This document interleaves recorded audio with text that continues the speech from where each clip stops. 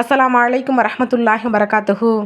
அன்புள்ளம் கொண்ட அல்லாஹ்வின் நல்லடியார்களே, இன்றைக்கான சிறப்பிற்குரிய பதிவில் நம்ம பார்க்க இருக்கிறது அரஃபாவுடைய தினத்தை பற்றி தான். அரஃபாவுடைய தினம் அப்படிங்கிறது துல்ஹஜ் பிறை 9ஆம் நாள்.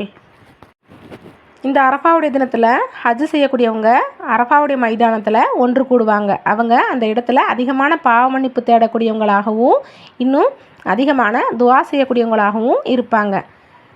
இன்னும் இந்த அரஃபாவுடைய தினத்தில் நம்ம நோன்பு வைக்கிறதன் காரணமாக முந்தைய ஒரு வருடத்தினுடைய பாவங்களும் பிந்தைய ஒரு வருடத்தினுடைய பாவங்களும் அல்லாஹு தாலா நமக்கு மன்னிக்கிறான். சுப்ஹானல்லாஹ், எவ்வளோ பெரிய பாக்கியம்!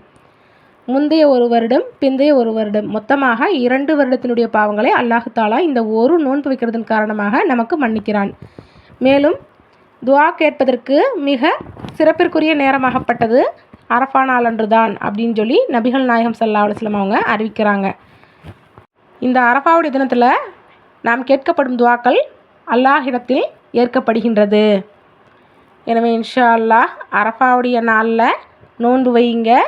மேலும் அரஃபாவுடைய தினத்தில் அதிகமான பாவ மன்னிப்பு தேடக்கூடியவங்களாக இருங்க. மேலும் உங்களுடைய ஹலாலான தேவைகளை கேளுங்க.